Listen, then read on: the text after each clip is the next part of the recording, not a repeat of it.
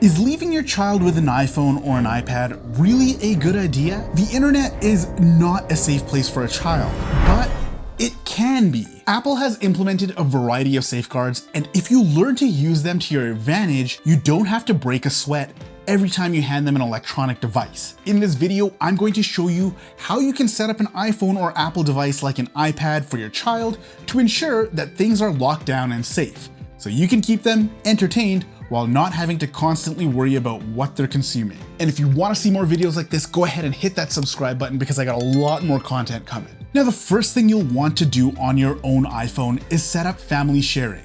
This gives you the ability to share location, purchases, any iCloud services you subscribe to, and even apps. It also enables your child to have to ask for permission before downloading any apps from the App Store, and also gives you the ability to set screen time and limits. Now, this is an iPhone running iOS 26, so depending on what version of iOS your Apple device is on, things might look a bit different, but all in all, setup is pretty much similar. Essentially, any version of iOS dating all the way back to iOS 8 can run family sharing. But keep in mind, with older versions of iOS, you might not have all of the restriction features available to you. And even your child doesn't deserve a phone with iOS 8 on it.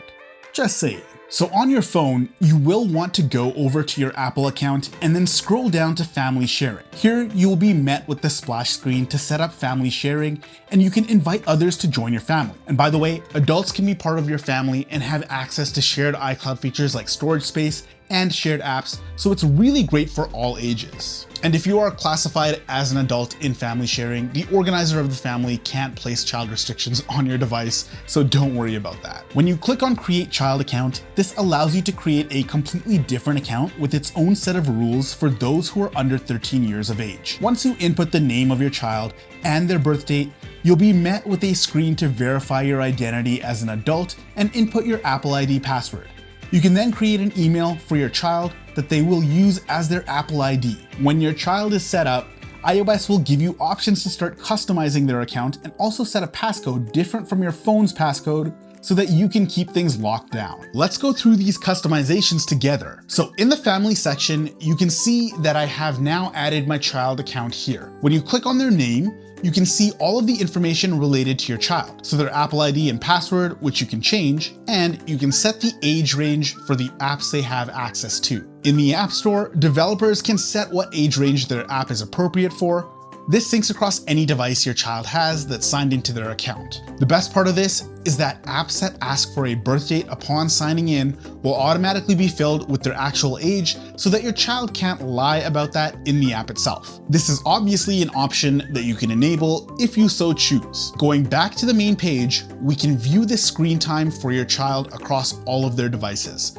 I'm going to sign into this iPhone with the child account so we can see exactly what these statistics update in real time and also how it looks like on the child's end. Heading into the screen time section on the adult device will give us a plethora of options to lock down your child's account and make it safer. At a glance, we can see all of the apps and website activity that your child is consuming. First off, on our child's device, I'm going to try and install Candy Crush. This is rated for ages 4 and over, and we already set those age restrictions to always ask before installing. I have the ability to install it, but I first have to ask permission, which will notify you as an adult on your own device if this is allowed. Once you approve, your child can now download the app. Now, something like PUBG can be viewed in the App Store on your child's device, but it's grayed out because it's only permitted for ages 12 and over, so your child doesn't even have the option of installing it. In order to limit the usage of your child's device,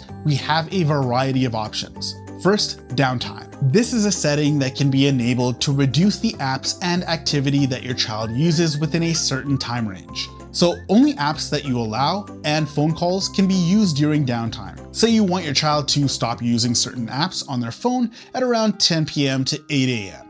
You can set a schedule for downtime to operate every day, or customize the days like only weekdays. At this point, the child can see that there are screen time limits, but they have the option to ignore those limits or remind them again in 15 minutes. Not every child is a saint, And if you want to prevent them from overriding this, you can choose to completely block the app at downtime. When that is enabled, your child can only send a request to you to ask for more screen time or enter the screen time passcode, which you only have access to. App limits give you the ability to customize the time they can use a certain app on a daily basis. So Candy Crush, for example, I want my child to only play that for an hour a day. After that, the app should be blocked or they can ask me for more time. Or if you absolutely want, you can set app limits for every app under every category on their phone. These limits will reset at midnight every day. If you would like to exempt certain apps from these restrictions, the Always Allowed section gives you this option. In this example, I have phone, messages, FaceTime, and maps exempted from these rules. You can choose any app to add that's installed on their phone. Now, since the phone app can't really be exempted from this due to emergency purposes, you might be worried that they might just talk to their friends all night long. Well, the Always Allowed section also restricts them from talking to anyone on the phone except for allowed contacts. This can also be set in the communication section under communication limits. I'll talk about that shortly. Now, this is something that is quite innovative on Apple's part. Children tend to keep their faces close to the device they interact with. The screen distance option helps reduce eye strain and the risk of myopia in children by alerting them that the iPhone or iPad they're holding is too close and to move it further away. This is easily enabled by the toggle. So Apple has implemented some great features to limit your child's communication. The communication limits section applies to the phone, FaceTime, and messages, giving you greater control over who they talk to. You can set limits to communication during screen time to allow only contacts, groups with at least one contact in them, or to everyone. You can also choose to modify these limits during downtime as well. I do like the fact that you can also remotely manage your child's contacts. One really cool way that Apple stays ahead of the curve when it comes to privacy and safety is found in the communication safety section. When toggled, this feature can detect explicit photos and videos before they're even sent or viewed on your child's device. Now, one of the biggest concerns for parents, and as a parent myself, is what my child is actually consuming on their device. The content and privacy restriction section allows you to limit content to only what your child wants to see.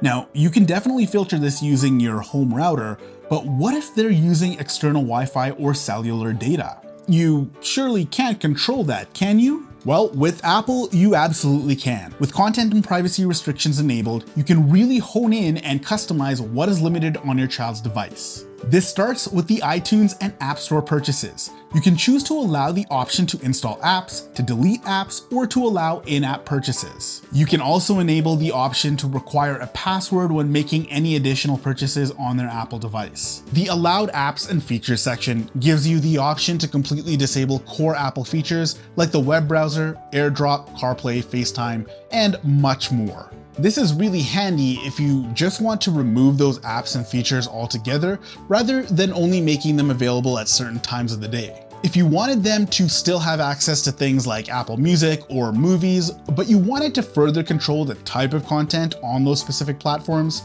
you can adjust this in this section. For example, you can set Apple Music to only allow clean music or movies to show only things that are G-rated. You can also enable this with books and TV shows as well. Now, as I previously mentioned, you can have firewall restrictions on your router, but setting up on your Apple device is far more simpler. When going to web content, you can limit adult sites, adding additional websites if needed, or completely lock the web down and allow only certain approved websites.